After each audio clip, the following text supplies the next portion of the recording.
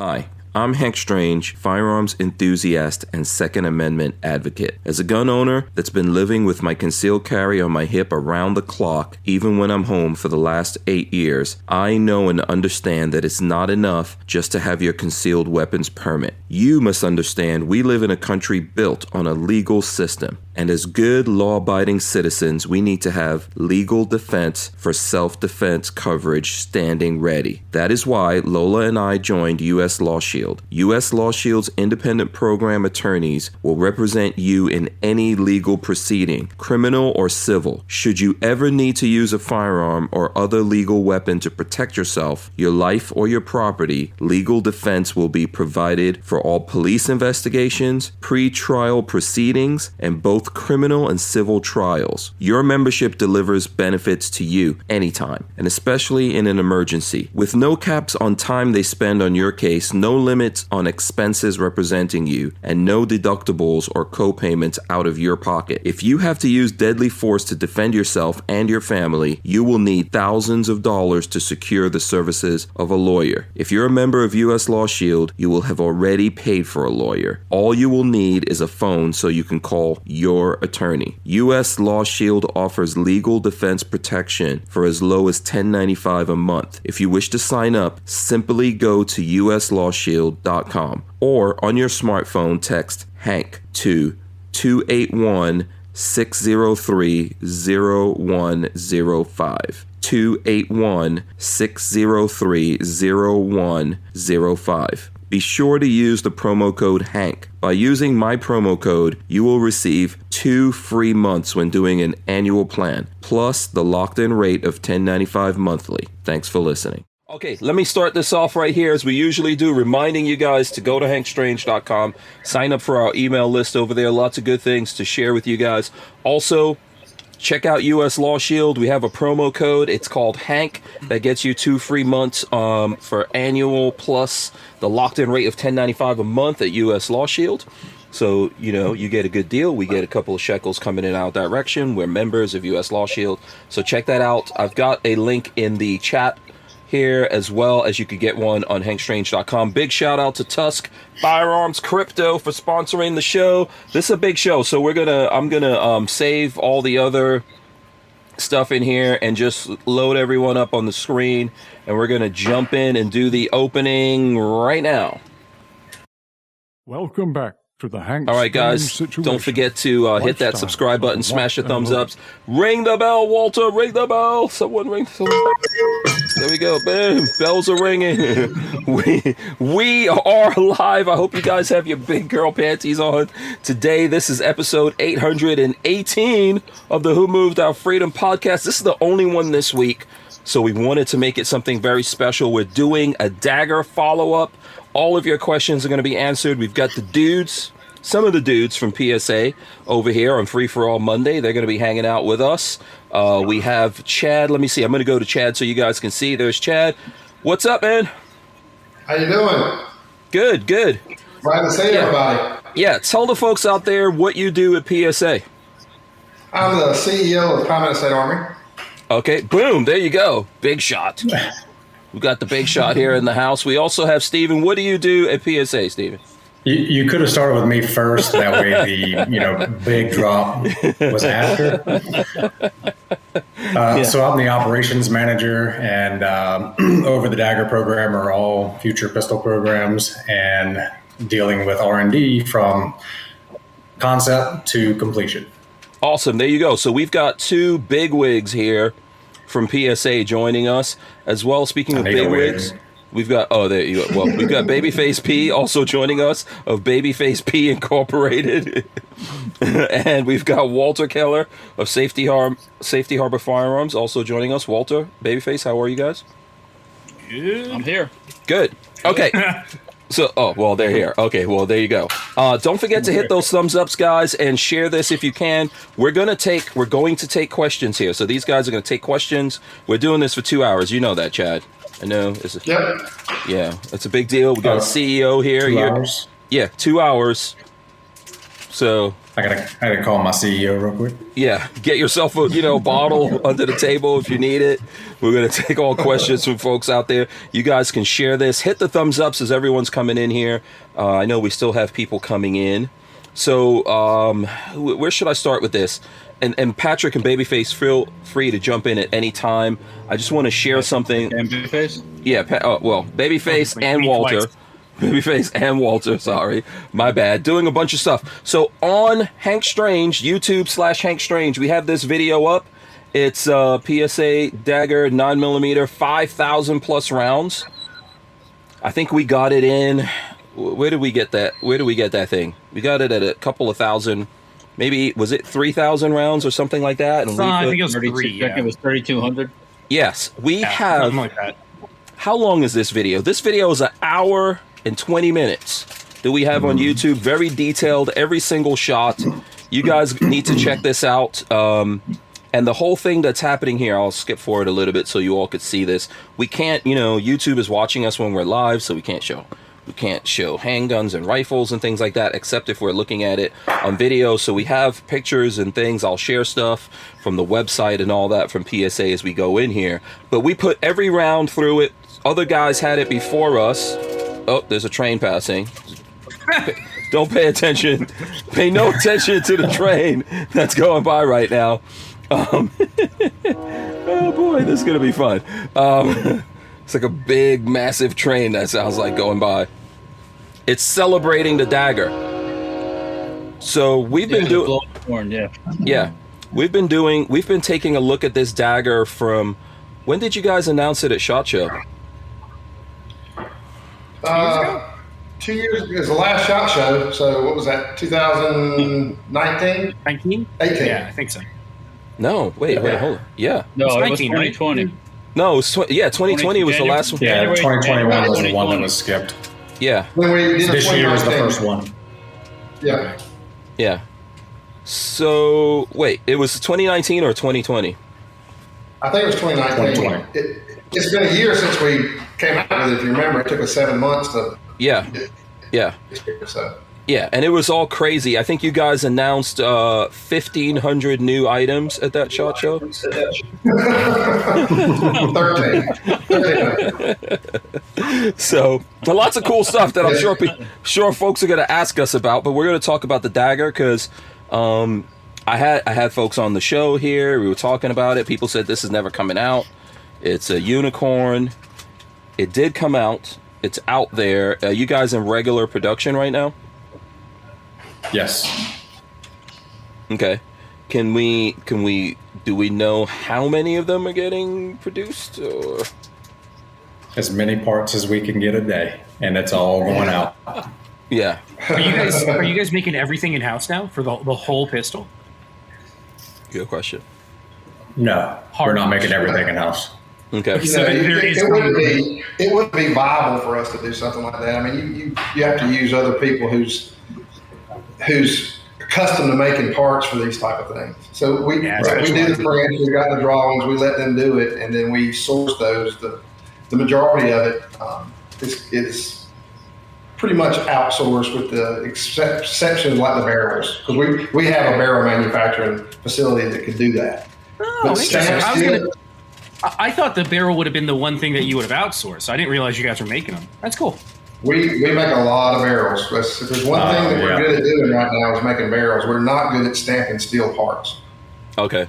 Interesting. Okay. So barrels. That's a good thing. So most of your major manufacturers are not going to have every part in-house, especially when it comes to plastic molding and stuff like that. Your frames are mostly done at a few big plastic manufacturers that injection mold stuff. So Interesting. no need to reinvent the wheel. Yeah. Yeah. Well, you kind of use, that's you kind of let industry expertise handle that stuff for you. Yeah. By the way, before I forget this, big shout out to Josiah at PSA that helped arrange all of this, along with Lola. Appreciate Lola and Josiah for helping us out here. I don't know if he's out there watching us or listening. And we'll get to all the questions that you guys have. I'm already seeing people like Brian Quick says PSA prices don't matter. Nothing is in stock. Is that true, Chad? Because I know it's not true, but you're the CEO. So our products are selling so quickly. I mean, if think of it this way, we wouldn't be having this podcast right now if we didn't exist because we never had anything in stock.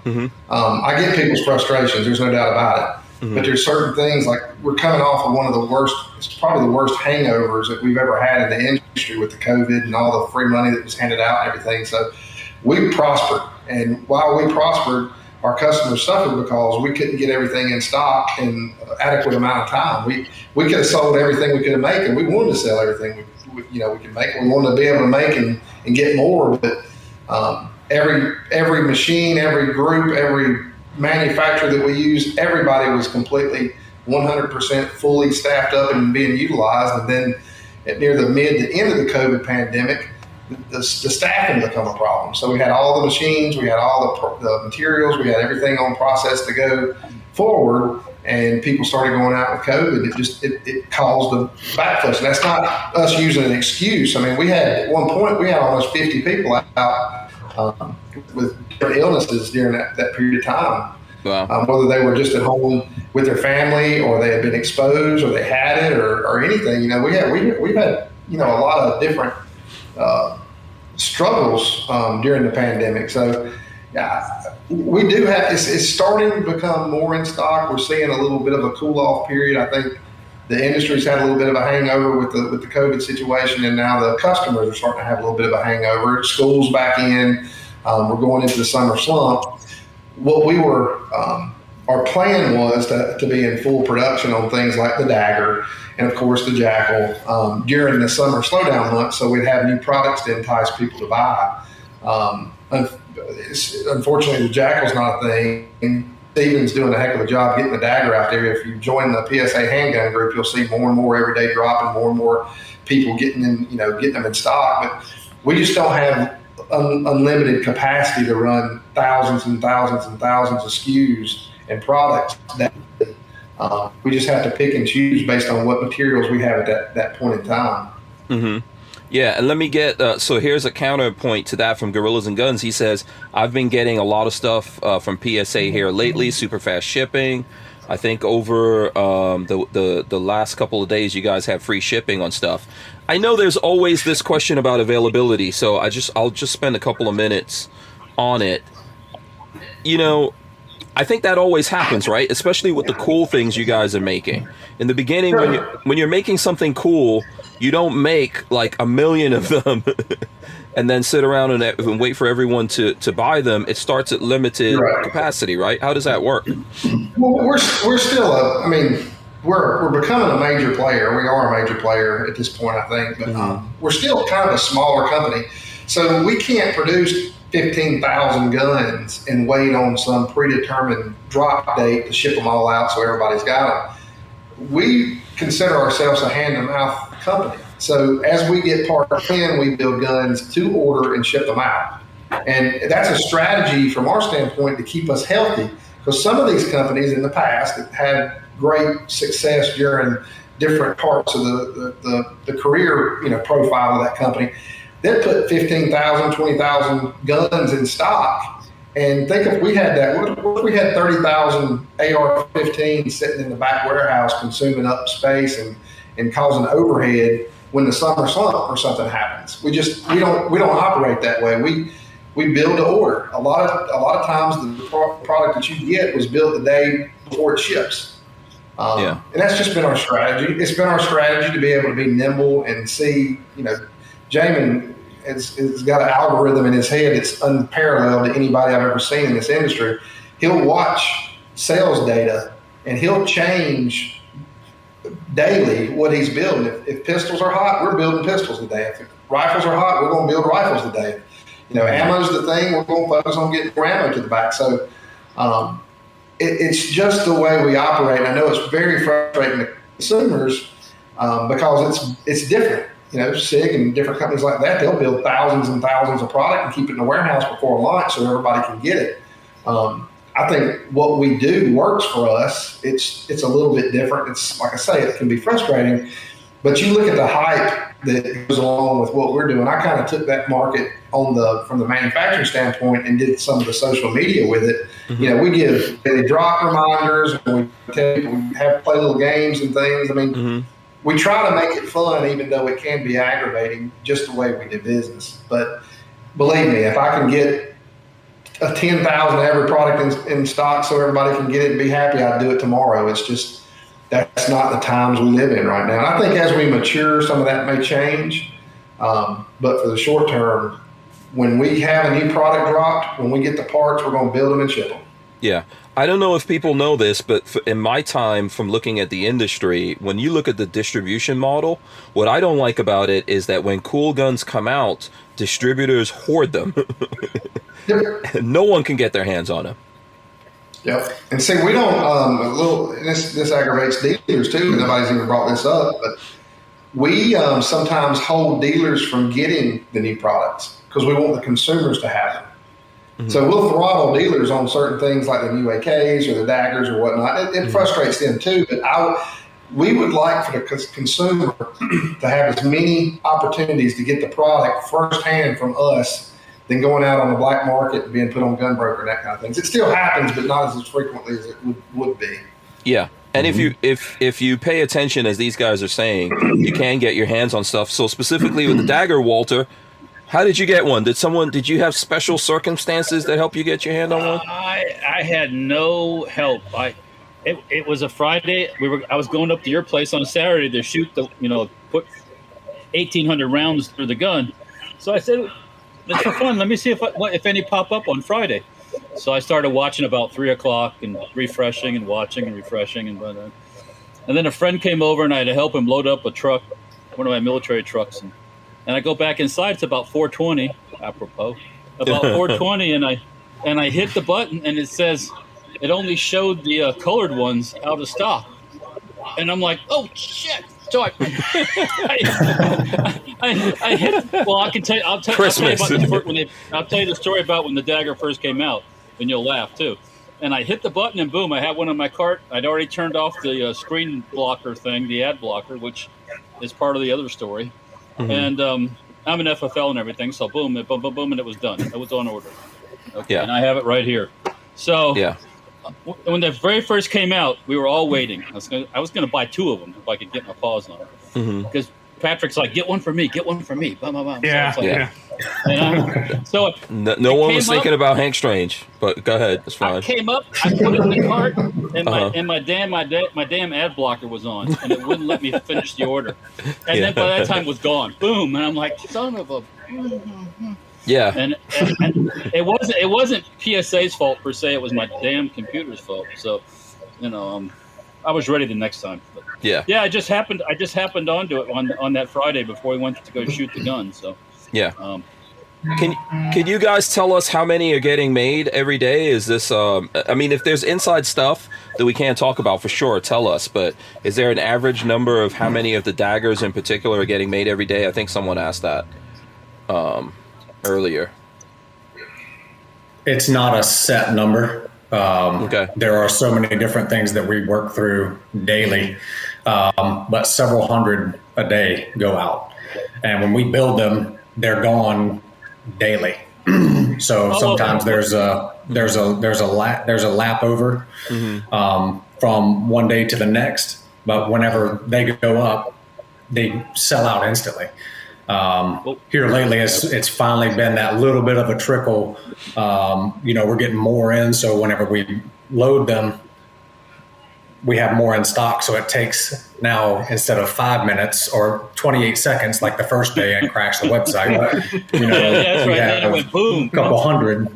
Yeah, we have a couple hundred that go out, and now it takes 5 minutes, 20 minutes. But we have so many different things coming out with the dagger and what we want to do with it, that I think everybody's starting to see it on the website, that there are things that we're going to do that are going to enable you to build the gun that you want. The frame. Yeah, I mean, PSA did it with the AR-15. And why not do the same thing with a popular platform that there are tons of aftermarket stuff available for whatever you want to do. And, you have that flexibility. So we can sell you a $300 firearm, or you can buy, you see the frame, you can buy the frame that is freaking-tastic compared to anything else on the market. And then you can put your whatever barrel, whatever slide you've got, that you want, because the aftermarket's just there for it. Yeah.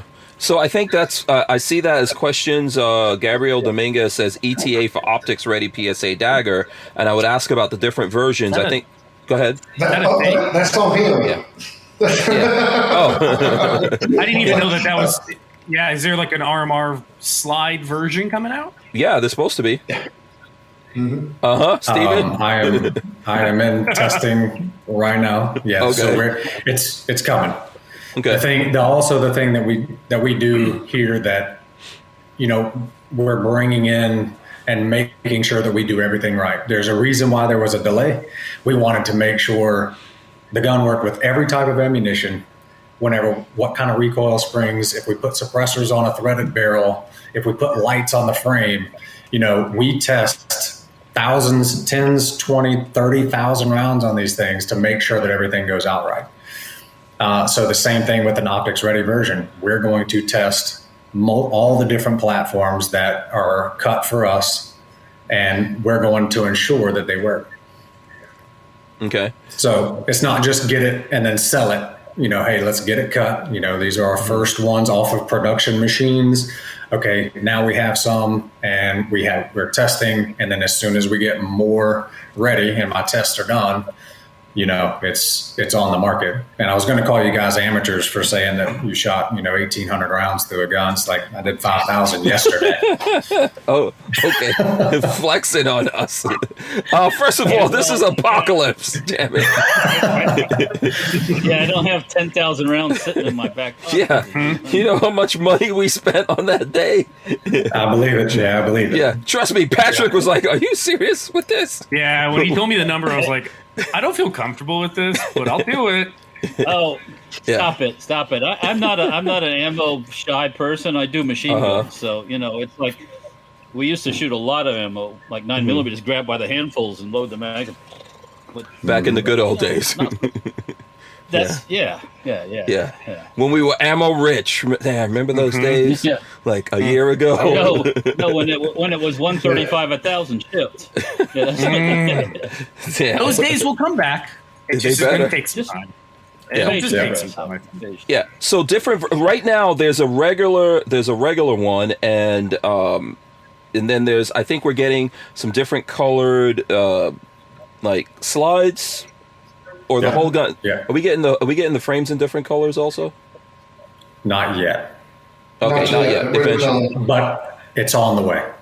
I'm telling you, whenever I say there's so many different things that we're doing with this gun, you will be able to fully customize your gun just like you would your dagger, just like you would an AR-15. What color do you want your frame to be? What color do you want your slide to be? Say that again. Chad? At one time, it was approaching 600 SKUs of different parts and combinations, Holy and colors. crap. And A lot. Yeah.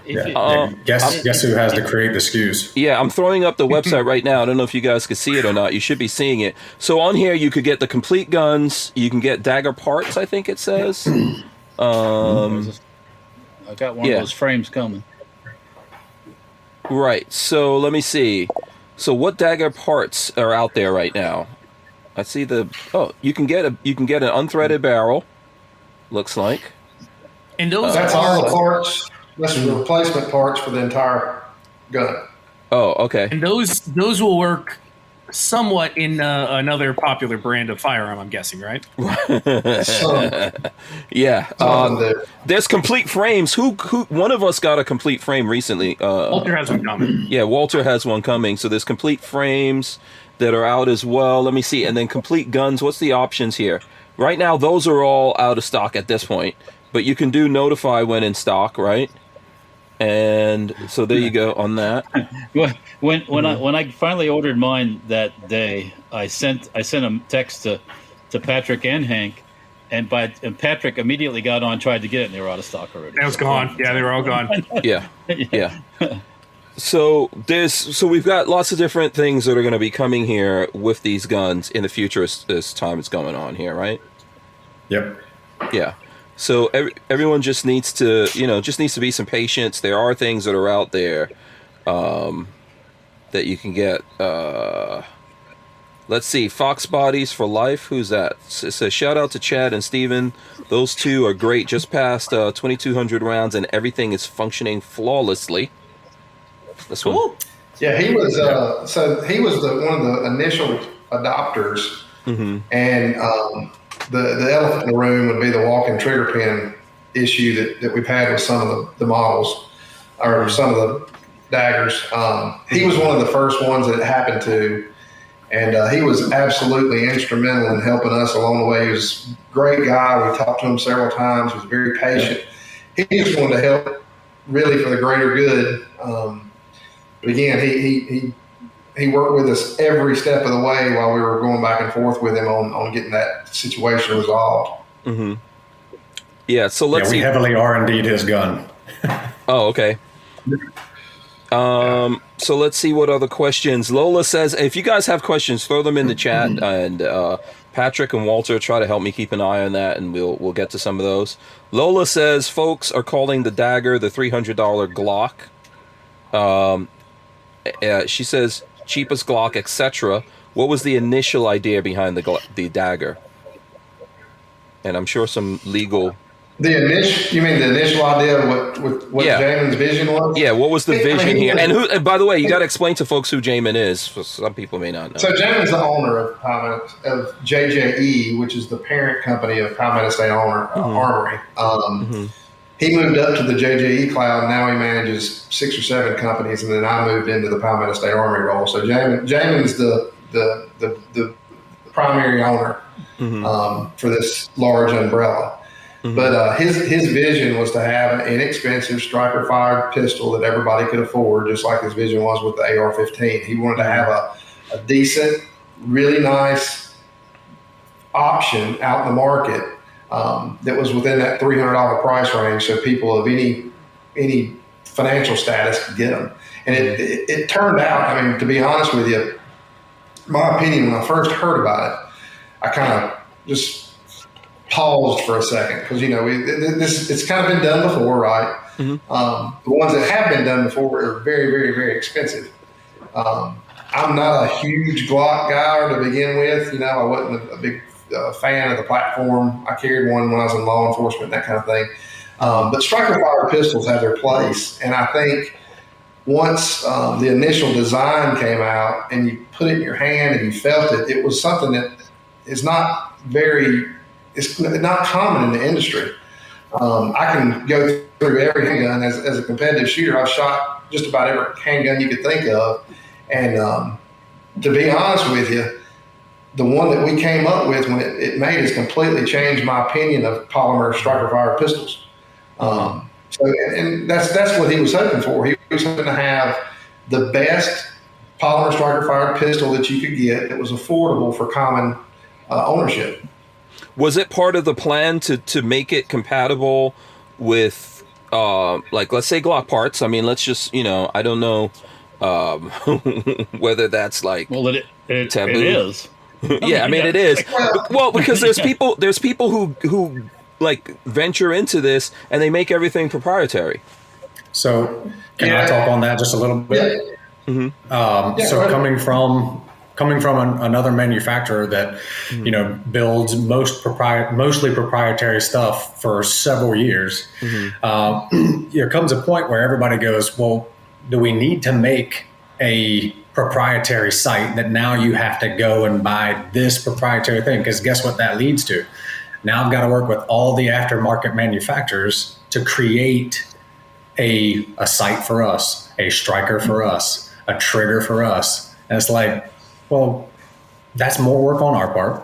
If there's something that already exists and you can utilize it, do it. Yeah. Because it's going to be better for your customer. Because your customer, and so we talk about Jamin and PSA all the time. Jamin's vision is I want to distribute freedom to everybody. And if I can make that more affordable, what's the best way of doing that? And why not? That's just like thinking about a Mustang, right? It has the biggest aftermarket of any car on the road. Well, why wouldn't you want to create, if you were going to make another car and you can utilize parts for the aftermarket for a Mustang, why wouldn't you do it? Everything's there. It's already been done. Let's use that and go with it. Yeah, if we say pistol caliber carbine, I mean, I'd be interested to know what Chad has obviously shot a lot of guns. I'd be interested to know what's his prime, what's the most awesome gun to Chad. But, you're talking about like a magazine that pistol caliber is the most available on the face of the planet. Yeah. I mean, why not go with that? Right. Yeah. And it makes sense. Mm-hmm. Yeah. Yeah. Why reinvent the wheel? Yeah, exactly. And, we talked about this in our video on the show. I think other people talked about it in their videos. Just think about what's happening. So outside of having this complete package here, there's a massive demand for parts to the point that people are buying like decommissioned police guns, or not decommissioned, but old police guns and stuff like that. Right, Patrick? If anybody just looked at my Instagram in the last couple of days, I just bought a Gen 3 Glock 17 frame. I was expecting it to come in used, because that's what I've done before, is bought like used frames. This thing is brand new, which leads me to believe that the company that's buying these is buying brand new Glocks, stripping them down, selling the frames, and selling the parts separate, because they're obviously making more money at it. So yeah. Right.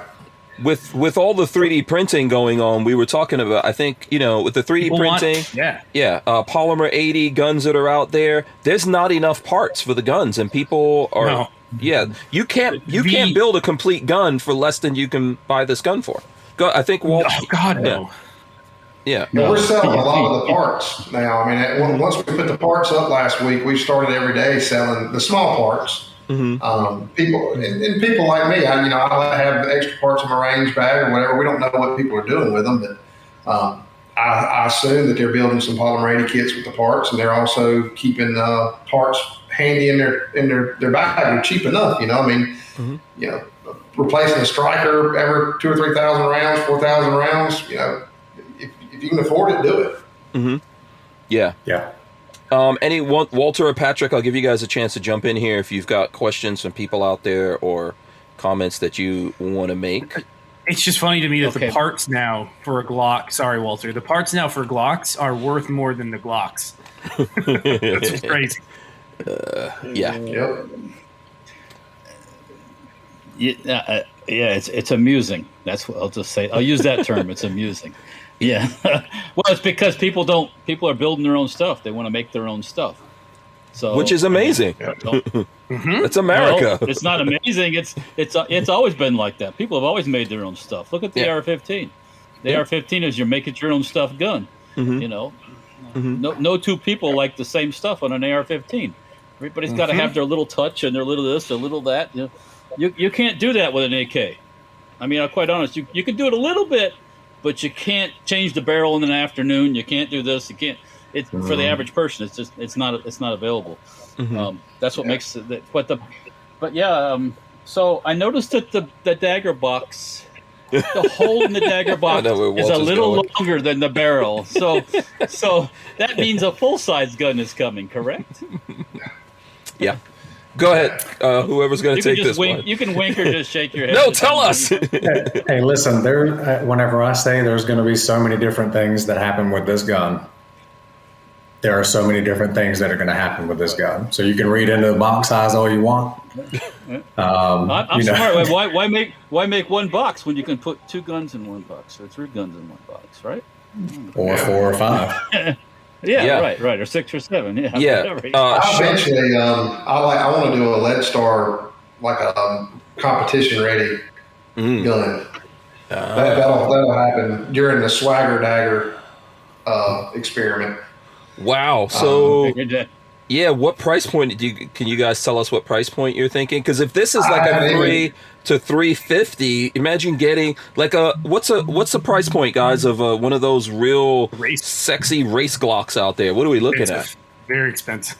They're expensive. Like if you go to like an agency arms or something like that, you're paying $1,800 minimum. Oh yeah, and that's you supplying the gun.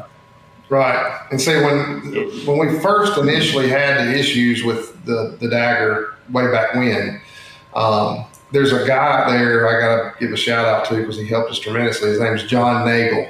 Mm-hmm. And John was kind of a team Glock mechanic back. He did a lot of work with, even when Savigny and those guys were racing actual Glocks for USPSA. Mm-hmm. He's a genius when it comes to striker fire pistols. Mm-hmm.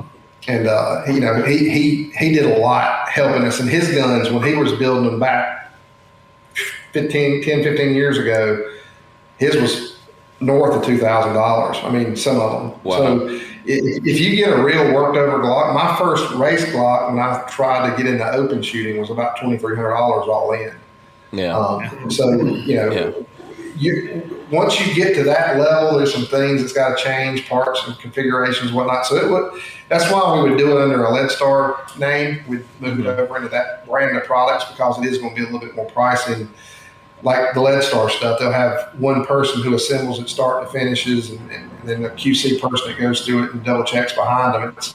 There's a lot of work and effort that goes into that stuff, and you do not want to have a pistol that doesn't run at a match. That's the absolute worst thing that'll ever happen. I've wanted to throw guns over berms before, just for getting so aggravated. Yeah. Do you get disqualified in a match if you throw your gun at the berm?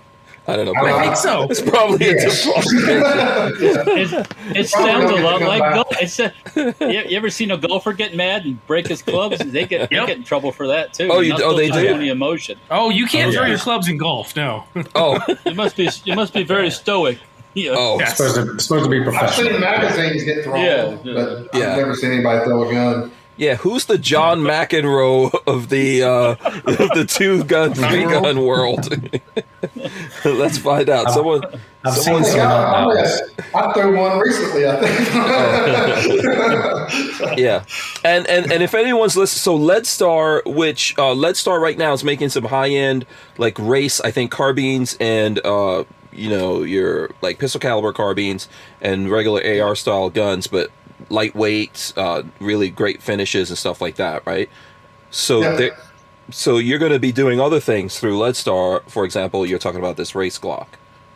Yeah, it's more like a race dagger, but it's more like a. I'm sorry, my bad. Shame on me. That slipped out. Leadstar and the custom series is kind of like it's a custom shop, just like Smith and Wesson had their custom shop, and other companies have done that. It's very low quantity, high dollar amount products, but they work. I mean, you never see people complaining about any of the Leadstar guns, even the Grunt that came out, which is the mid to entry high tier AR-15 platform. Mm-hmm. We don't. There's little to no return rate at all, and when we do have it, it's small things that sometimes the users don't understand. There'll be a blemish. You spend that much for a gun. If there's a little blemish on it or whatever, they don't. They want to get it fixed or retouched up or whatever like that. But someone breathed on my gun. Oh yeah, I'm sending it back. Yeah, well, that's the race shop. That's where we do a lot of development. We do a lot of testing. The guys, we've got a lot of people don't know this, but we've probably got 25 top competitive shooters that shoot between PSA and Leadstar right now, and they, including myself and Mike Sexton, who helps me on the Leadstar side. We get a lot of information back from these guys like, hey, you got to look at this. Let's change that. Let's move that. It's kind of like NASCAR where you learn on Sunday what goes into production on Monday. And I'm heavily into that, so I enjoy it, and it gives us a great test bed, even for a new product that you may not know about. We had the Dagger was ran at the 2-Gun Nationals before it ever was sold, if I'm not mistaken. That's cool. So, oh, okay. Tony Martin ran it and did really well. Go ahead, Walt. the pistol that I shot with Hank, when it came out of the box, I was really surprised how nice it looked. Aside from the little Walt, keep your hands down. Where you normally get wear on the barrel. Aside from that, the gun looked brand new. So, and we got done after shooting and dipping in water and doing all this stuff. It looked the same. So yeah, you know, that looked fine. I think that gun wore really well for 5,000 rounds. I need to get it to Steve, and I looked at it. It's going out. I think Josiah decided to take it to 10,000. Mm-hmm. I looked at it, and there's a little hood wear. There's some wear around the lock and lug and that kind of thing. But that's normal. We, if I'm not mistaken, the only thing that I've changed in it was around after you got it. I think we did the recoil spring. Okay. And really didn't need to do that, but it was at its service increment. I mean, the service increments are out there. If you look at them after 5,000 rounds, it's a good idea to change the recoil spring. I don't think it needed it, but I did it. Yeah, we didn't see. Did we see anything? I don't think we saw anything in the spring. The trigger was getting nicer. I mean, mechanical wear does a thing. Yeah. Oh yeah, absolutely. That was. People give that trigger a hard time, and I just, I put it this way: every pro shooter that I've put the dagger in, there's been probably Clint Upchurch. People don't know that. The guy that did the nerd video a while back, he was one of the best shooters in the country for years. Mm-hmm. Literally one of the best shooters in the country for years. He shot for FN. He shot for different Atlanta Arms. He shot for everybody. That guy's been around for years. Mm-hmm. He said nothing negative, or I'm sorry, Colt. He didn't shoot for FN. He shot for Colt. Mm-hmm. But he said nothing negative about the trigger. He pulled it. He said, "Man, that's not bad." He's one of the best shooters in the country. It's. It didn't bother me either after it wore in. It was a little gritty at first, but after it wore in, it's fine. That trigger, that gun can do work straight out of the box. Yeah, so let's see. We got let me get this super chat in here from Crump. I don't know if I missed any other super chats. Money. That's John Crump of NLN News and GOA. If anyone else did a super chat, let me know, and I'll scroll back and find it. My apologies for that. So triggers, can we have that conversation here for a little bit? Who's a trigger snob here that changes their trigger? Put your hands up. I'm not. When it comes to Glocks, no. Those two, yeah, the competition dudes. Yeah, I mean, I'm not saying that I haven't changed a trigger in a Glock, but whatever I'm carrying, I want to have a regular type of trigger in there that's predictable to me. Does that make any say carry gun? You didn't say carry. Yeah, my carry gun's a factory. Yeah. Oh, okay. Oh, yeah. Oh, your carry stuff is factory. Okay. Yeah. Mm-hmm. Yeah. So I guess I'm looking at this as almost like a carry thing. Yeah, that's what I see it too. Yeah. I like that trigger to be predictable. I know people put all kinds of different triggers in there. I'm not. Yeah. So there's a whole different aspect and this is a rabbit hole that you could go down from a production standpoint. As how safe do you want that gun to be? Mm-hmm. You build these safeties into it, but then there's also that factor of we have to, from an OEM, say this is a standard in which we're going to hold so that someone is not accidentally going to hurt themselves. Mm-hmm. And so that's a big thing from any OEM. And if they send you if it's a custom gun, that's when you're going to get something lighter. Or something that's really been polished, tweaked, whatever. So there's a safety aspect to a stock gun that you want to have, and that platform that we are using, go get a standard gun that you're comparing it to and shoot it and grab 100 of them and then tell me that they all feel the same, because there are tolerances to everything, right? Mm-hmm. So we are constantly looking into things that we can do to make it feel a little bit better. But the number one thing, one of my favorite saying, and one of my buddies who's a gun designer, he was the first person I heard say it. It's like, there's one proper way to empty a magazine. To unload a magazine, and that's to shoot it. And there's one proper way to break in any trigger that you get, and that's to shoot it. Yeah. And once you do it, you're taking a brand new gun that has brand new everything in it, everything's got to get those little edges worn off and taken down. And the proper way to do it is to blast it, to literally do what it's designed to do, and that's to shoot it. Right. Yeah. Yeah. So I guess I should have asked like what people are doing with these. Are they carrying them? Are they using them for competition? Is it like a fun gun? I don't know. What do you guys think? Yes. Yes. I think, Yeah, I mean, it's all. I've read where some people are carrying them, but I think the adoption rate is high based on our sales, but low as in volume. And I think people they're taking them to the range, they're shooting them, they're proving them before they carry them. I think that right now it's a baby. And people, there's going to be a little bit of hesitation from people to carry just go out and start carrying a gun. I mean, I wouldn't, unless I tested my gun that I purchased to 500, 750 rounds, I wouldn't carry it. That goes for any gun. I don't care who makes it. That's what I was going to ask everyone here. Like, how many rounds do you have to put through a gun before you carry it? So Chad says 750. 5 and 750. Yeah. Oh, okay. Between 5 and 750. Yeah. Walt, how many rounds you putting through there? I don't.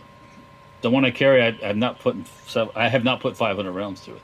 I can tell you that. But the average guy that buys a dagger, sometimes will never put 500 rounds through them. In the whole life of it, yeah. Most people won't. I mean, they'll shoot a box or two, and every once in a while, and and if it works for them, and they're happy. I mean, I think that comes from mindset also. There's a certain mindset. I'm one of the guys. I'm like Chad. I'm probably 750 to 1,000, but that's a range session for me. Like, I'm going to go break. I have a goal. I'm going to work on this, and I'm also going to be breaking this gun at the same time. And it doesn't help that it definitely helps that I used to be sponsored by the Army, and got a ton of ammo. So it helps that, This is Steven's second flex on us. You're welcome.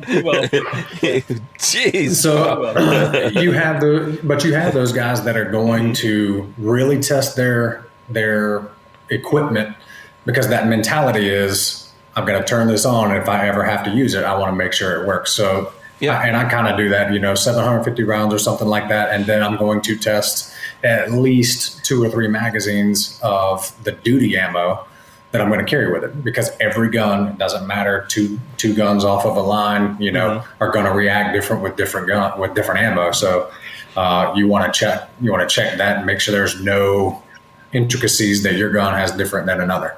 Yeah. I recently switched from a Glock 43 to a Walther PPS M2. And how long was I testing that, guys?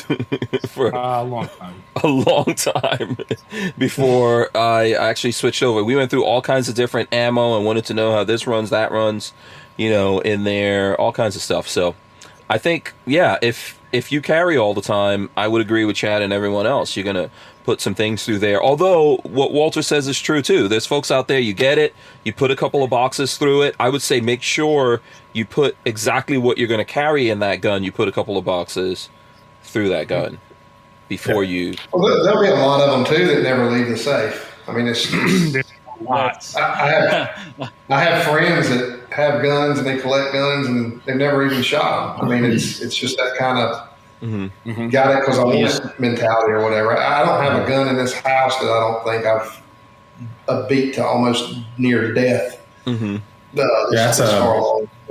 this going back to this breaking period, I got the pro-am big 3-gun matches this week, and last week I got a new Typhoon 12 gauge. If you've seen those, the F12. Okay. It recommends 100 rounds of high brass 2 3/4, 7/8 before it functions 100% reliably. That came in the box. It had a load in the box to do that. What? I bought one of the Black Aces tactical guns from you guys, the $259 shotguns. And you're supposed to run some stuff through it before you shoot the low brass stuff. I shot mine in the bullet trap. It worked. I haven't had a chance to go outside with it yet, but I'm completely confident it's going to run just fine. So this Typhoon was after I had one hiccup, and then after about the first magazine, the hiccup was with the magazines itself. I had 20 rounders, and it had a feeding issue. But once the magazine was straightened out, the gun was flawless, and you could look at where the wear patterns were on all the internal surfaces, and it polished together. Like Steven said, guns have to have a break-in. It's a mechanical device. Mm-hmm. But once you do that, I think you should be good to go if you've got confidence after that 500 round mark. Usually issues with any type of firearm, the like QC type issues are going to show up within 500 rounds. Then you go into longevity failure parts. Mm-hmm. That usually happens between 25 and 5,000 rounds if it's going to happen. So okay. Steven, I think you were going to say something there. So just kind of on the amount of rounds that people shoot. There's a whole different concept too of what is a cheap gun and what is an expensive gun. So that goes into anything. What's an expensive car to you? What's an expensive car to me? Might be two different things.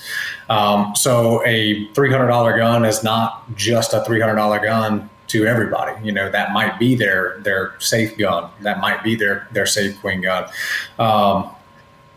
One of the most expensive, or the most expensive handgun I have is also the gun that has the most rounds on it, but that's a competition gun. But it's just like with this dagger. Mm-hmm. Is it a $300 gun? Is that what the cost of it is? Mm-hmm. Yes. Is it a $300 gun? No, it's a $600 gun that we're selling for $300. Yeah. So one of the things that we were talking about in the beginning of the how we sell firearms and stuff, you know, there is a point to, we don't have to mark it up. We're selling it direct to the customer. Right. You know, so there's not the distributor not marking it up and the store's not marking it up. We're selling it direct to you, customer. And so we can take all that cost out of it. And again, what Jamin's vision is, he wants everybody to be able to have as much freedom as possible. Yeah. By no means do I think like $300 is entry level. I mean, I think entry level with handguns, what is it, like $150? I think 300 is a good. I think 300 is a good entry level. It's not overpriced entry level. In this day and age, nowadays. Yeah. Yeah. Mm-hmm. Right. Yeah. Absolutely. And I don't see it as like a cheap gun either. Yeah. I think I would say it's an affordable way to get an all-round good handgun that, you know, someone out there can buy and use it for training and use to carry, etc. I mean, yep. And you can put an optic on it that's going to cost more than the gun. I had it in my hand and shot it. Of course we didn't go away from our costing strategy, but I said, man, I'd have paid more for this, honestly. I mean, after I shot it and had time with it, was, you know, the fit, the feel, the function, the way the grip texture is, the grip angle. I like a 1911 grip angle. The dagger grip angle's improved. You know, I like a short reset. The dagger trigger reset, it's got a little sponge up front, but the reset's real snappy. So, you know, to me, I think you're getting a good value for that price tag that we set 2 years before we ever saw the gun. So. Yeah, don't push it up. Don't push the price up. Yeah, I think it's good overall for everyone. Mm-hmm. Well, what happened with what happened with the AKV, and I was heavily involved with that group. I love AKs now. PSA has turned me into an AK guy. Mm-hmm. But with the AKV group, we said we're going to do them at, let's say, I forget the exact number. It's been a couple of years, $599. Well, we did the $599 ones, and then everybody was like, oh, what if we had a rail handguard? What if we had an ALG trigger? What if we had a cryptic bolt? What if we had blah, blah, blah, blah? So we add all this stuff to it, and then the comments are, see, they raised their prices. I remember back when they said they were going to do it for $599. Well, I can't put $500 those cryptic bolts are like $300. I can't put all that stuff. Yeah, the triggers could be a couple $100.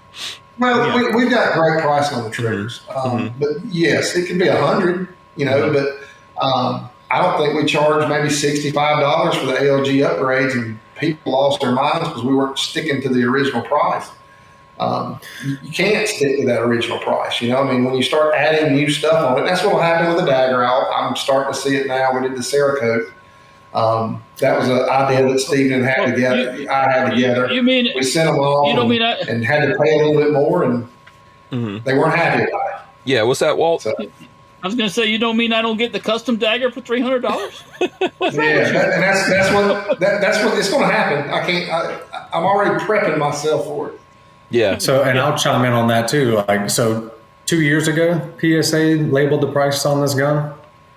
And is anybody else remotely in tune with what's happening in the world market with material costs? Yeah. Metals. PSA has held, they have held the price on this gun when the cost of materials is just skyrocketing. You mean right you guys aren't going to push up the prices and say it's because of the chip shortage, Because of COVID. So they've held true to their bargain. We're having problems getting foam. Yeah. Every material is difficult out there right now from what I'm hearing. Yeah. I don't know. It's crazy. Yeah. Okay. So listen, we got some money from Armament and Axis. Money. Big thanks to Armament and Axis. He says, does PSA make a 10 millimeter upper for the AR? 10 millimeter, best millimeter. Does anyone? I can speak from experience. I've probably shot more PCC rifles than half the planet. I will not put a 10 millimeter in a blowback. Yeah. Okay. Ain't happening. Mm-hmm. Nope. Okay. There you go. Walt, you got something to say on this? No, I was saying, look at a 9 millimeter AR. Mm-hmm. They got pretty decent amount of recoil blowback. Yes. So think about a 10 millimeter. That's a lot more bang. I'm more worried about it blowing up. Well, you got to keep it closed long enough so it don't blow up. So that's that's the tough part, Well, you have out of battery and having to accommodate for that. I wouldn't do it. Yeah. I've seen every 9 millimeter carbine made, regardless of manufacturer, have some form of a malfunction regarding out of battery discharges or feeding issues, pushing bullet setback. I've seen every one of them do it. Okay. Yeah. That's like, especially when they do the machine guns, same thing. You'll get or like you ever have talk rev go out of battery that round? That's a fun one. You get little pieces of metal in your arm and everything else. Yeah. It's like, Yeah. If we did something like, one of the things I think is cool talking about other manufacturers, JP doesn't get the credit that they deserve industry wide. They're heavily into the competition. They're kind of like Leadstar, but that new roller locking system, the MP5 based roller lock system that they put in their platform, the JP5, that would be a good 10 millimeter host because you have some locking function. What's that, Patrick? Rotating lock, right? Yep. It uses like a rotating. It's like an MP5, but it uses a slightly instead of like bolts on the side. I think it rotates. Oh, okay. Right. I'm glad that Chad brought up MP5. Oh, that's my magic word. Chad just looked like, no, I didn't. Yes, you did. I'm sure the MP5 came out. No. I thought we covered that before we went on the air. All right, let me. Let me touch on it. Since you brought the damn thing up, let me touch on it. You brought it up, Chad. I don't hear it say anything. It's not abandoned. Everybody, I'm seeing people say we couldn't do it. It's abandoned. Blah blah blah blah blah. The problem is the complexity of it and having an owner for it with all the other low-hanging products that we can come out with. The AK-47s, the 74s, the 105s, the 103s, all the different versions of the AK platform. Now we're doing Romanian build kits. We're doing daggers. We've got the Jackal. The MP5 was just a lot to take a chunk out of. And one of the engineer, unfortunately, left us that was heading that up. And with the broadband and the access that we've got to the engineering department right now, they had so many other projects on their plate that we just haven't been able to turn around and get back to it. But we'll eventually do it. It's something that we haven't threw away. It's just not something that's right in front of us that we have the access and the availability. Gun engineers are extremely hard to find. I mean, there's only, Stephen, what would you say, maybe less than 50 in the whole country that actually work on firearms? Less than, yeah. less than 50. Yeah, I would put that number at 30 to 45, 50. So it's hard to get guys that do this day in and day out for a living. And, we just, with the limited resources that we have and the products that we have available and the things that we could knock out sooner, that product just wasn't something that we could tackle, in the last couple of years. And I hate we released the SHOT Show early. We just, it is what it is. We've got a lot of hype around it. I know a lot of people want it, but I mean, you look at the number of products that we have came out with the last couple of years, and they're good. Our AKs are now being regarded as the best American-made AK by a lot of different circles, and we're doing Romanian parts kits, which are absolutely gorgeous. All that stuff. I haven't seen this. They're good. I mean, this is the first I've heard of that. Are they just on the website? Yeah.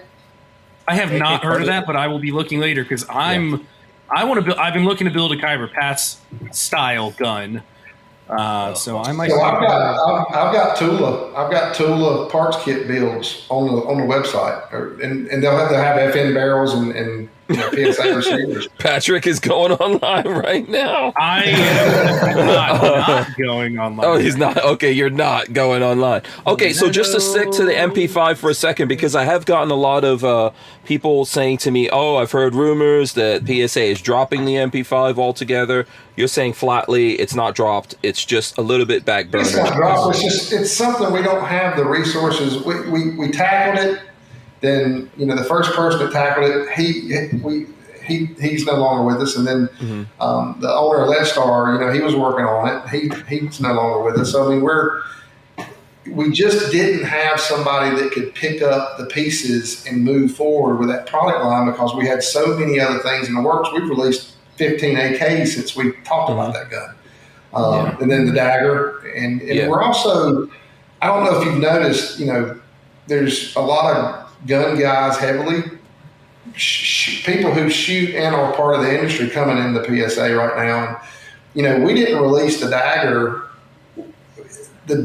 We did release the dagger, and we found out there were some issues with it. And, I called the owners and said, we can't do this. There's some problems with it. So we're trying to do a different approach to how we launch product, right? We're trying to make sure that they're positive and good, and they're going to be well received, and we're not going to be using, customers as a test ground that you see online all the time. We're actually putting a lot of thought into how we're doing this stuff, and, we're not going to try to tackle something that we're not 100% confident that we can get it to the finish line and then out in the public's hands without some type of an issue. And that system is complex. Yeah. And it has a lot of issues. Even the Germans will tell you, it broke extractors all the time, firing pins. It needs to be improved. Somebody who makes stocks for MP5. I make stocks for MP5K also. The MP5 receiver, no two are the same. Period. I don't care where you get it from. If you get an HK one, you get a Turkish one. They're all different. They all have their little tweaks and differences because it's made out of sheet metal and it's bent in a die and it's welded together but people don't get it. They're like, well, why doesn't it fit on my HK? Well, talk to HK about that because it fits on this other guy's HK, or it fits on. We designed our stocks off the MKE guns, the Zenith gun when it was Zenith, and they fit pretty well. They fit on just about all of them. But you throw some of the other ones out there, and it's like forget Century, anything Century, old school Century, forget it. It won't even go on the back of it. Yeah. So it's because they're all bent different. So if you start making a MP5. And then you give it to Joe HK guy, and he pulls his HK stock off, and it doesn't fit on perfect. He's going to be crying like a baby. Why doesn't it fit? It should fit. Yeah. We have that issue now with AK stuff. A lot of the Russian HK guys are the biggest crybabies in the world, and I'll tell you that right now. They are the biggest princesses. Their little gun's got to work just right, and they got to have no scratches on them, and they're little prima donnas, So, anyways, I'll leave it at that. Yeah, all the HK guys, send your hate mail to Walter. You can send it to me. But listen, but you know what the thing is with the MP5, and I'll say we can. It's an awesome platform. Sorry. Yeah, well, I think it's an amazing, iconic gun. Okay, and there's people out there that are making clones or versions of the MP5. But I think with PSA, the reason why everyone's so excited is because people are expecting to be able to get a great MP5 at a very affordable price. And you might want to wait. Yeah, we were learning that the price point that we were initially talked about just really wasn't doable. I think we said $800 or something. But I had 1,000. Impossible. You're and maybe even if you do a really good version of it, I'd put it in the $1,200 range before you could even make some type of profit off of it. That's decent. I mean, that's cheap. Yeah, I mean, we're looking at 1,600, 1,800 in some places. And the HK version is coming in at $3,000. I mean, yeah. So yeah, please take it. Look, I mean, I'm a gun nerd too. I get where everyone's coming from. I'm not trying to knock anyone for really wanting to see it happen, but you really, like, if someone's going to actually do this, PSA is going to do it here at some point, right? Yeah. So let's just be patient. Yeah, let's be patient with them. And then when it comes out, it'll just be called the Hank or something like that. And everyone will be happy. Everyone will be happy. The HS5. Yeah, I named my MP5 that I had. I had a parts kit. Actually, Babyface and I both got some parts kits put back together, and mine was put back together and named the Hank. It's engraved on it, the Hank. Yeah, it's engraved on there. It's the Hank. So, but I'll share that with you guys at PSA. That's awesome. Yeah, just like I'll charge you like $10, $10 for each gun. That's all. Send it to us for R&D purposes. yeah. As long as you promise not to cut it up, you can absolutely. I have no idea what condition you'll get it back in. I have zero clue. No, but it'll have a few. I'll make sure it's broken in for you for sure. Oh, yeah, trust me, it's broken in. Okay, let's see. We got another super chat from Armament and Axes, and then we're going to move on here. Money. He says, what does he say? He says, no offense, but High Point makes a blowback 10mm carbine. Laugh out loud, 10mm pistols or blowback. How about 10mm gas gun AR? Okay, so there you go. You could possibly do that, but High Point can knock ourselves out. I'm not sticking a 10mm. I've just nope. Yeah, I think you could probably get by with gas, and maybe some type of delayed radial locking system or something. But I wouldn't. And does High Point does High Point have a 10mm handgun? Is it a handgun or a carbine? I thought it was a carbine. Yeah. But a pistol will lock up in some form or fashion. Well, what I was going to say is my understanding is that High Point's 10mm is a carbine, not a handgun. Am I wrong? It is. You're right. I believe you're right. Yeah. So what do we? The problem with the 10mm cartridge base is bigger than an AR-15 bolt head. So you can't use an AR-15 bolt head. So you'd have to use like an AR-10 type bolt head, and then everything just grows exponentially. So or you do a KS-47, a hybrid like a 6.5 Grendel or a 6.8 or something like that, and try to do it. And I just don't like the idea of something with that high pressure being a blowback that close to my face. Mm-hmm. And I don't think you sell that many, to be quite honest with you. I don't. Everybody wants a 10mm. Give me a 10mm. Give me the two guys buy them that want some, and you're done. Yeah, and then all that R&D work. 10mm is not a plinking round. No. You don't go out and blast 100 rounds of 10mm. I haven't. No. So. Yeah. So I know there's lots of fans of 10mm out there. I'm not knocking anyone. I know. I get it. Yeah. I understand where everyone's coming from.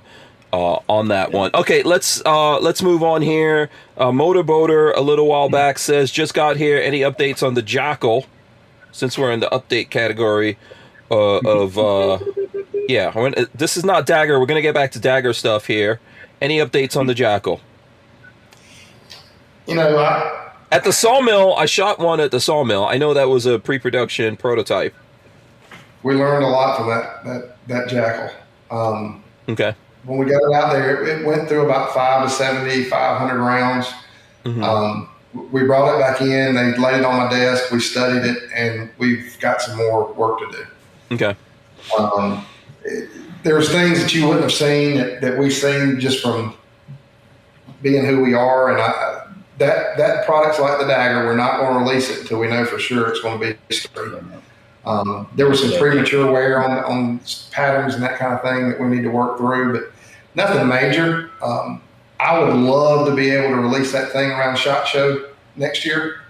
But it's, again, we're being more reserved in how we release and launch products. And that one at this point in time wasn't ready, and we're going back and we're redesigning. I had an active call this morning for about an hour going over, parts and what we're going to change and how things interoperate. So about every other day, I'm either going, on a phone call with somebody or talking to somebody in the other engineering lab or going down to Florida where that's being developed at to kind of go through changes that'll make it better. And until we get those changes that make it better, we're not going to attempt to release it.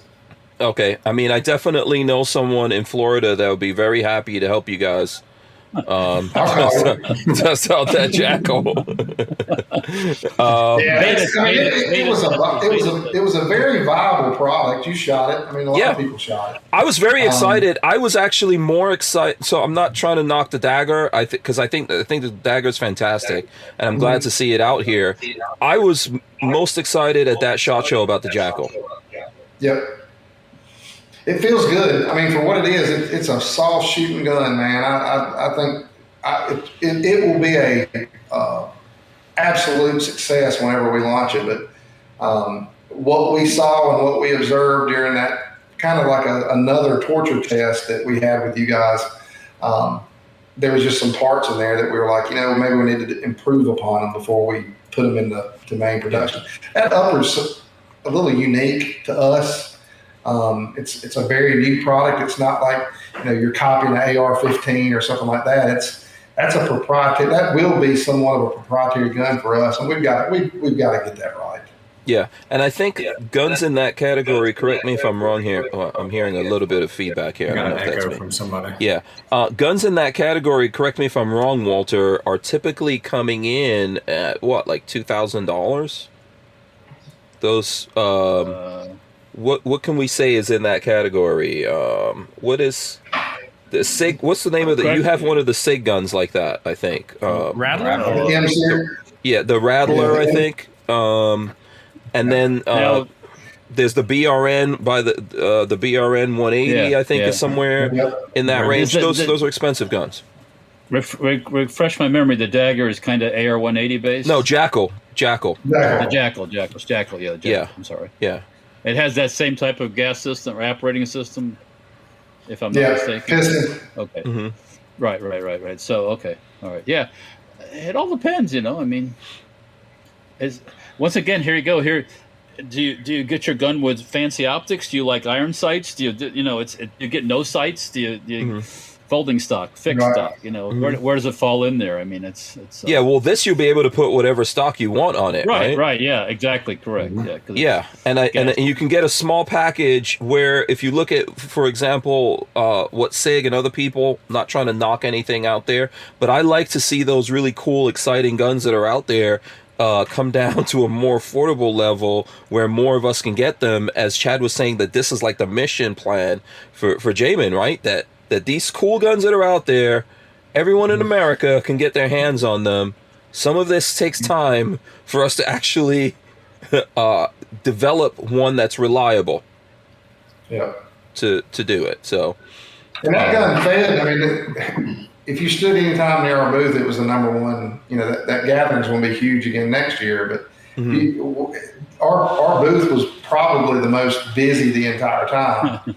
And that gun was hammered. No feed. We had very few feeding issues. I think it got hot at one point, and people were doing mag dumps back to back and things you'd expect after heavy carbon buildup. We had to go clean it. But other than that, I mean, for a prototype gun, that gun ran really well. It's just some of the patterns that we have an education on to look for and things of that nature, we weren't 100% happy with. So, we want to have that peace of mind that when we produce that product, that it's going to be something that you guys are proud to own. Yeah. I'm surprised no one's asking about AK-74s. I know you were putting out the AK-74s. But there's some really cool stuff that is coming out and on the way out, right? The 105 and the 5.56 AKs, I'm chomping at the bit. We're hosting a lot of, which you ought to come up to. We're doing a lot of matches now for AKs. Oh, really? Okay. AK only type shooting events. We got one coming up on December the 18th. Oh, okay. But I'm chomping at the bit to get a 5.56 AK. Okay. I need one for a lot of different reasons, and we're very close. In the next 2 years, those going to become real popular. It's the AK 5.56 that uses Magpul magazines.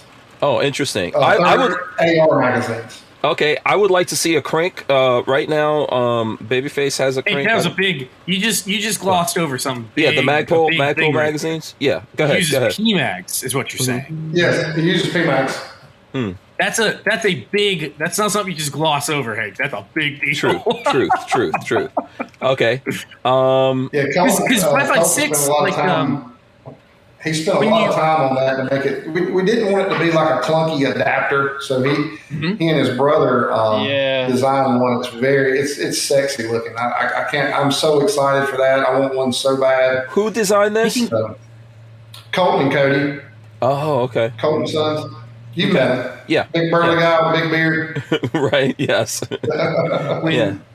Looking at like original AK 5.56 AK mags, they tend to be really expensive. So that's a pretty good thing. We could have went that way. We could have did a Rock and Lock 5.56, but the magazines are expensive. We had to develop a magazine, kind of like we did with the AKV. We just didn't want to do that. Jamin, his vision to have the 5.56 AK was to use a mag adapter that uses PMags because everybody's got PMags. That's cool. I'm on board with that. I would love to try it. There's some, if I'm not mistaken, there's some 5.56 AK mags coming in now from Croatia, if I'm not mistaken. There are, I think, some Croatians now. They're just, the injection injection molded ones. Yeah, they're new. Yeah. They had pretty much tried it. Yeah. So right now, everything in this category is using those weird AR, like the weird kind of magazines, right? The banana magazines. They're AK magazines. Yeah, no, I'm not talking. No, the 5.56 ones. Aren't there already some 5.56 AKs out there? There's Yugoslavian or Serb 5.56 AKs that coming in the country right now. Yeah, okay. So, and it's got kind of like a weird magazine. They use it. No, it uses like an AK mag. It looks like an AK mag. It looks almost exactly like a 74 mag, like an AK-74 mag, except it's a little more different curvature to it. Okay, curvature. But they're Rock and Lock instead of push button release. Right. So we're doing both. We're going to have a traditional mag release and a thumb release. Cool. Interesting. I'm digging for one, Patrick. That's cool. Yeah. Here you go, Patrick. Just your horses. You have one pulled out? Of course, here we go. Walter with the thing full of them. Come on. Okay, let's see it. Let's see it, Walter. Walter's got a little bit of everything. Go ahead, show off a magazine to us. This is a Chinese. This is a Chinese 5.56 mag. Okay. So you can see the shape of it. It's very kind of straight. 74. Yeah, it's kind of like a 74, but not. Okay, that's what I was thinking. I can show off. Now everybody's showing off magazines. Okay. There's a 74 Dusty, but there's a 74 Tula magazine. Yeah. Okay. So this is going to be an adapter or no adapter necessary, and you can put in PMags. There has to be some form of an adapter type. Okay. But it's not clunky and it doesn't look like an afterthought like some of the other kits out there. This one looks like it's more integrated. You have to be able to have a little bit of extension beyond the bottom surface of the receiver to be able to contain the mag release and the bolt the mag release and the thumb release as well. So, or the traditional release, the paddle. So it does have a mag type configuration. It just looks more integrated into the gun. Okay. Kind of like an AKV, so to speak. Okay. Century Arms imported a few years ago some Serb AKs and 5.56 that had that adapter on the bottom. And they look back. They don't. He didn't like that bulkiness. This actually looks like it was designed. Looks like an adapter on those. So. Right. Okay. Yeah. That will be interesting to see. I'm glad that Patrick. I was just trying to get to the crank. I'm waiting for a crank. The stinky crank. Yeah. I'm waiting for one of those to come out. But they're actually not that far off. Okay. That's what I want to hear. That's what I'm saying. So what about 545? The 74s we're waiting on. The problem with the 74 we had, we did see. I don't know if you've watched the Grand Thumb video. There was a question about some abnormal wear, and we're wrapping that up with him. I talked to him last week. A lot of people think that video caused us to stop production, and it didn't. What caused us to stop production is the 47 market got extremely hot, and there's only a certain number of, everybody says there's only 4 forges as a joke. There's like only 2 people that do AK trunnions. And if we're hot on 47s, forging like that is not an American thing. We do not do that here a whole lot. No. Hang on now. Whoa. Forgings. I mean, come on. We make forgings for airplane landing gears. We make forgings for everything. No. We do forgings for aircraft and whatnot, but AKs, no. Not exist. I get that part. There's only familiar doing that. There's one or 2 companies that I know of that'll tackle it, and if we're hot and heavy on 70 or 47s, it's just like if you look on our website, people complain that we don't have Creedmoors or Grendels or any of that stuff. During the peak, 308 and 223 is king. So if you got all your machines running 223 and 308, you're not going to flip them over to run Grendels that may or may not sell because people's not wanting that. You run 223 and 308. So we've had multiple sourcing issues. Our 47 source isn't exactly where it needs to be, but like I say, there's very few companies. One of the reasons why we're doing Toolcraft. Toolcraft makes an excellent BCG. They're about to start making bolts and trunnions for our AK premium line. So, we're so you guys don't. So those are parts that you guys are not making in house, right? But they are coming from here in the States. We don't make the forge and the machining, but we will. They are going to come in house. The trunnions. We like to control our own destiny to a certain degree, and we are going to bring the trunnions back into Toolcraft. We announced that about a month or so ago on the AK groups. Oh, okay. All right. Yeah, that's pretty good. That's interesting. Are you guys? Is there any plan? You mentioned before that you guys are doing Romanian parts kits, which, by the way, I haven't been able to find, and I will continue to look for on the site. Are you guys? So the reason I come at this is my channel is about I started my channel building AKs. So I've probably built about 10, including I got a Krink, I built some Tantals, Galil, a bunch of different AKs. Are you guys going to be doing American-made parts kits? Is that a thing at any point? Oh, interesting. Good question. So we did that a while back. We did that several years ago, and the unfortunate, it could have changed because the AK market's different now. I feel like I've got a good pulse on the AK guys and a good reading on how they respond. And I think the education's gotten better, but when we first did it, people were messing those kits up really bad. Oh, yes. And they would get really aggravated, and they would want refunds because they said the parts didn't fit or didn't work or there's problems here. That's your fault. Yeah. It's not an AR. And I think the AR guys wanted to buy an AK kit and put it together. Thank you. A very different beast. You can't okay, let me ask all you AK aficionados while I have you here. How come you guys can't make AKs be like ARs, damn it? Can't we do something to revolutionize the AK world, or do you feel like those AK guys won't adapt that? You could, but nobody. I mean, they'd make fun of it. It'd be laughed off the market. Oh, okay. People, AK dudes want an AK. The Russians already have, but you'll never see it here because they can't import the stuff. They've made detachable barrels. They've done all this stuff. But so cool. It's not impossible. How much do you want to pay for your AK? How much does the AK guy going to pay? I would pay $5.99. They don't want to pay what they cost now, probably, because they're still thinking about $400 AKs. Well, So dude, you I walk still into hear from AK guys who say that they remember when AKs were $75, which I know you said that never happened. I know. They were doing drugs, so they were never $75. They're getting confused with an SKS, right? But or a parts kit. An average AK, you put at 2,000. Well, yeah, parts kits. Yeah, they were all over the place. Yeah, for $75. But look at the high end AKs in our market now, like the you know who I'm talking about. There's 2 or 3 of them. They don't sell them in mass. Sorry. Yeah. They don't sell those by the thousands. Those are all ordered, and they trickle them out. So if you threw out a $2,000 AK just because you can change the barrel, people are going to go, well, what's so special about that? What makes that better than my regular? Better is it? Yeah. How much it's better hard is to it? quantify how much better something is based on whose criteria. Yeah. Well, it's also Once again, hard to, as somebody who sits on the fence between AKs and ARs. I love both of them equally. To be honest with you, it's like having 2 children. It's kind of hard to beat the AK and the success. And you look in these third world countries, and they have samples of guns that's been drugged through the mud, the blood, and the sand, and for 40 years, they're still shooting them.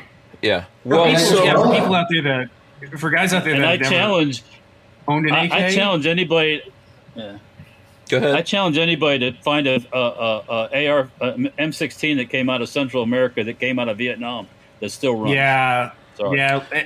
And do you think that any of those Afghanis? I'm pretty sure an AR-15 is just as durable, are any of them cleaning them? if not more so than an AK. And I like AKs. And cared for the same way that same AK. Oh, Patrick don't like that. I know he doesn't like that. I've torture tested this stuff. You could jam an AK pretty easy. I've done it. Yeah, if you tried to, but no. Do you think Afghanis are cleaning those things ever? They're rubbing camel pee on it, and that's enough to clean it. I think it's easier to clean an AR. What? That's not the question here. The question is, do they do it? You don't have to clean it. Huh? Yeah, it just goes. That's not true. Who cleans an AK? What are y'all doing? I don't know. Well, I don't think you really. Well, I guess you don't have to clean it that often, but you could easily have jams and things like that. If you do side by side torture tests, I remember I did it myself. I tortured a bullpup, an AR, and an AK all at the same time. Do you know? Okay. Do you know which one actually did better? You guys are gonna hate me. Bullpup. Yeah. What bull is it? Huh? You gave that the Tavor. Yeah. The Tavor did Tavor did the best. Then came the AR. The AK stripped off a shell casing, and the guy who was doing it happened to not have his cleaning rod. You better have your cleaning rod on the gun. If something happens and that shell casing anything gets stuck in there, you got issues. All I have to say is give those 3 guns the 3 hut livers. People live in huts out in the woods. Yeah. And give them about I'm just stoking the flames. I'm just stoking the flames. 25 years, 25, 30 years, and see which one still shoots. Okay, so apocalypse happens right now. Everyone, what are you grabbing? My AR. AR or AK? I probably go for my old school. I'm grabbing an AR. I got way more AK ammo. Okay, Chad, you got to chime in. I have a lot of rounds to ARs. Yes, I grab it. That's exactly. I have a very. I'm not going to be doing 1,000-yard shots. I'm not going to be doing. That Patrick is showing. I have a very fancy AR versus a very plain AK, and I have more ammo. More 5.56 than I do. I have way more AK ammo than I do AR. Yeah, everyone could tell us in the chat what they're grabbing. Yeah, listen, by the way, I've seen guys, like I've gone and done training and stuff like that, and seen guys rocking it with AKs with iron sights. And I remember the last time I did that, we were shooting at like 300 yards, 600 yards. Dude was fine. I will tell you, though, if you have a chance... If you have a chance to come to one of our AK shoots, it sold out last year. It was close to 260 people. We're going to try to get 400 in it this time. coolest group of dudes you'll ever be with. It is nothing like an AR match. It's the guys are just so friendly and nice and laughing and joking, and they're just wanting to beat their buddies, not win the match. It's a whole different culture. So kind of one of the things that touched on. Sorry, go ahead. Go ahead, Walter. That's all right. Go ahead. I was going to compare the AR guys to the HK guys. Yeah, Walter's going to get in some digs. Oh God! Come on. No, so in reality of the way I think about it, when somebody says apocalyptic, what are you going to grab if it's things hit the fan? Where do we live? Where do we live? We live in America. We don't live in a third world country where that is the most prevalent ammo anywhere. So, I mean, for everything that we do here, like AR is king. If somebody dropped me over in Afghanistan or Pakistan or one of those countries and said pick some gun to fight with, AK, totally different. AK, because I can get crates upon crates of 7.62 39. Just You better get a good AK. You better hope that the barrel's straight. I guess you got lots of options. I can build just my need own. to scare them with it. Yeah. Oh, really? I'm going to get one of the Humvees and an M4 that we just left over there. That's what I want. Some thermals. Yeah. They've probably got a lot of ARs over there now, by the way. The one thing I was going to say about that, I heard Patrick, rumors was through that, military guys that I know, and it's not what the TV says. Oh, okay. Go ahead, Steve. No, one thing I was going to say to Patrick is, depending on where you got dropped in Afghanistan, I could probably walk you to a point where there was a bunch of ammo, just a hole was dug, and 5.56 was dropped in the hole Afghanistan. That's true. Yeah. You never know. Here's the reality to all that. I think if you're well-rounded, you can rock and roll with anything. And one gun can get you to another gun, and you deal with whatever situation. All I need is a 22 to start with. That's all I need. That's right. I don't care how much body armor you got. There's always a spot. I'll trade. We'll trade my way up. Like that. There's always a spot. Yeah. All you need is a 22 and some toilet paper, and you can survive the apocalypse. real quiet too, by the way. Real quiet. Okay, listen. Yeah, go ahead. No, it's cool. I was gonna say we should probably get back to dagger business here because we got way off on it. Chad's like, I know I came on here to talk about the dagger. I don't know. Yeah, so let's see. Chris Bullis, he said, "What's up, Pat?" Well, I had one of the questions. Something I heard at that SHOT Show. Was SVD. Oh boy. That's all. Just use those. No. I heard. Well, it's the pecking order, right? So you got to have the RPK style, bigger trunnion, that kind of thing. So that's going to be a natural progression. It's just not. Did I freeze up? Oh, I'm sorry. No, you're still there. It's just we're not ready for that yet. But one of the things, the long-standing joke on the AK groups that I'm a big part of with the PSA family. I want a 6.5 SVD so bad so I can shoot PRS with it. We'll do one. I think James wanting to do one in 308 before we do a. Is that going to be like 650 or what do we? Oh yeah, for sure. That's a lot. The furniture and everything is just really expensive to pack. Well, there's some guys on the forums that feel like they could get those pretty cheap. I mean, I've seen some forum stuff where dudes say they can get those. Huh? So did Mac. You talking about the kids? No, I'm just saying there's some dudes who claim that they could get them real cheap. So I'm just saying. I'm being. What did it come down to? I am being facetious. I'm being facetious. You're not going to get them that cheap. I'll give you a story about the SVDs. I know where there's a crate in a sovereign nation that I could probably get for next to nothing if I could just get them approved by the ATF. I'm talking like maybe $4,000 or $5,000 a piece, and I can't get my hands on them. Yeah. It drives me crazy. $4,000 or $5,000 a piece. Those are $35,000 guns in the U.S. Over there, they're $1,500. Yeah. I was. I've seen that movie though. They go to jail. Yeah, I was messing with you. I don't expect those to come anywhere near 650. I was just because look, I saw when that whole thing blew up that happened with Mac, and I saw dudes like, oh, we were gonna get these things for like $600. What's going on? I was like, I don't even know about this, and I know that's insane. They were at first told like There's an 2,500. option there that we could import, but the problem is they didn't want a true SVD, right? You don't. I mean, I don't want a PSL. I want a SVD. You can get PSLs from anywhere. PSL SVDs. I'm talking about Dragonov. That's what I'm talking about. I'm not I talking want about Dragon. yeah. I gotta do a video on one, Walter. I have access to a Chinese SVD, and I need to just borrow it at some point. My cousin owns it.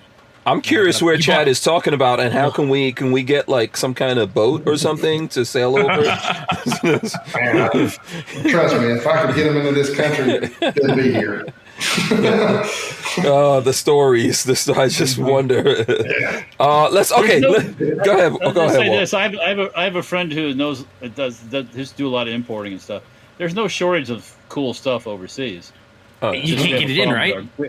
We have a problem with our government. That's the problem. Yes. Yeah, we're doing, y'all, people may not know this, but one of the things we started doing during the pandemic, we're working with partners on imports. We've got, Romanian kits coming in. We've got Russian kits coming in, most of them Tula. We got a big shipment of magazines in, plums, bakes, the whole nine, or plums and slabs in the other day. A lot of stuff coming.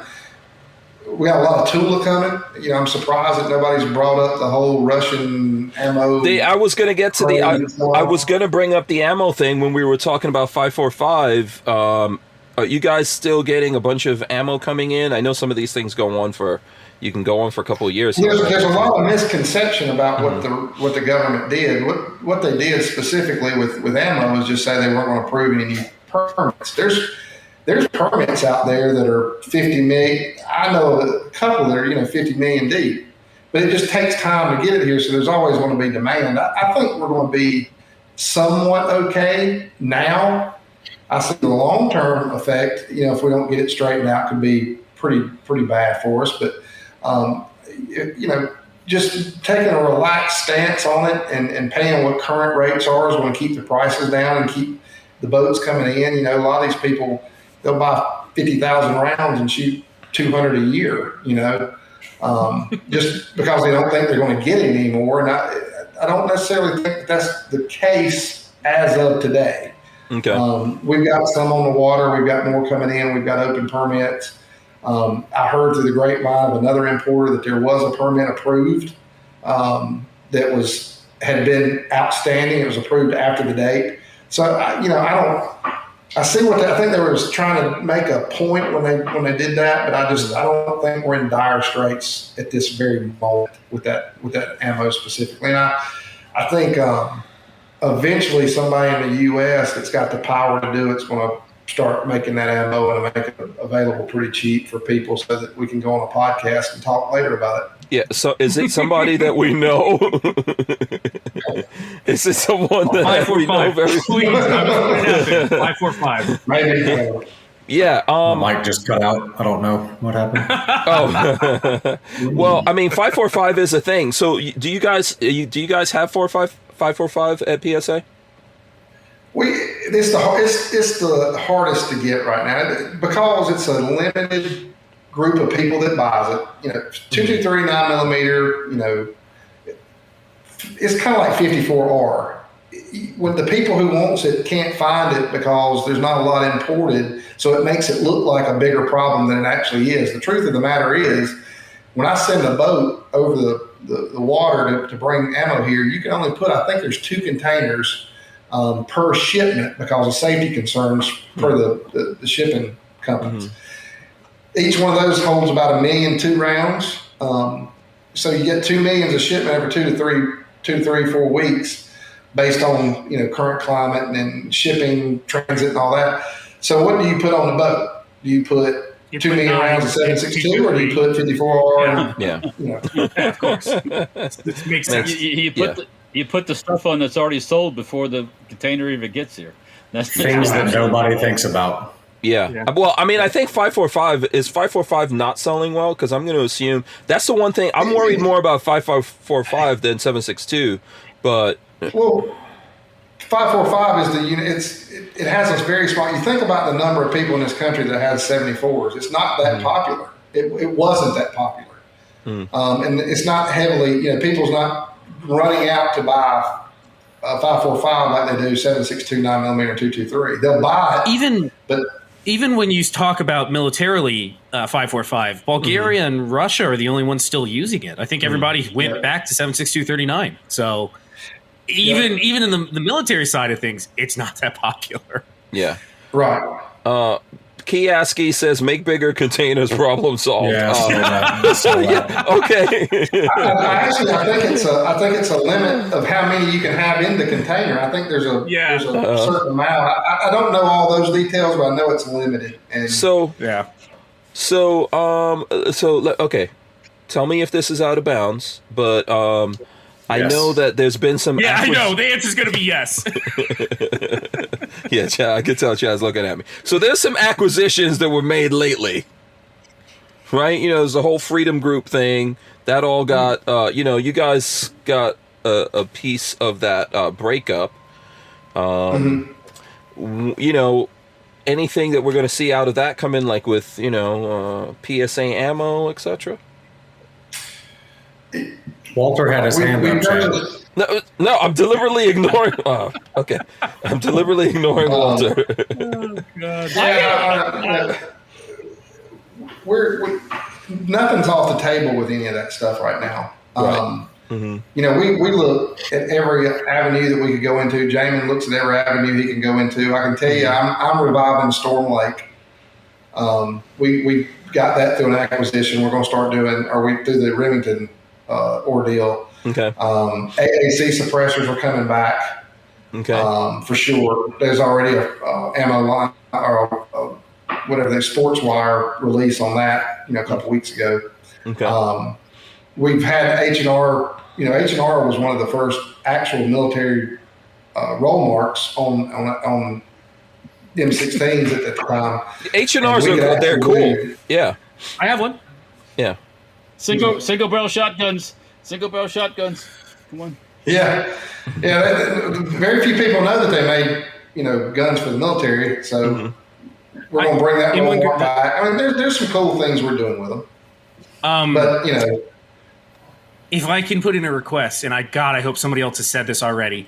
300 blackout handy rifle. Those things dried up so quickly years ago. I want one so damn bad, and they're nowhere to be found.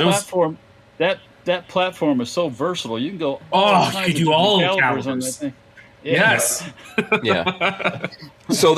Okay, and that's. I'm sorry. The handy rifle was like the breakdown gun, right?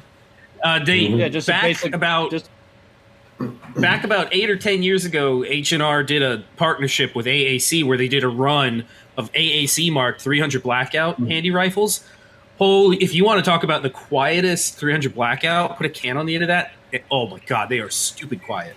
Yeah, but the market dried up on them. They stopped producing them, and now they went from $250 a piece to like $8 a piece. Yeah, those are very popular. I don't know. So is that coming out? So obviously these are different names. Are they coming out separate, or under the big umbrella? How It depends on what the product is. I mean, like with Storm Lake, we'll leave it Storm Lake because they had such a good reputation in barrels. I actually know through just a friend of a friend, I actually found the shop where the employees went to go to work. So, I mean, the brand trust for that brand is within driving distance of our shop. So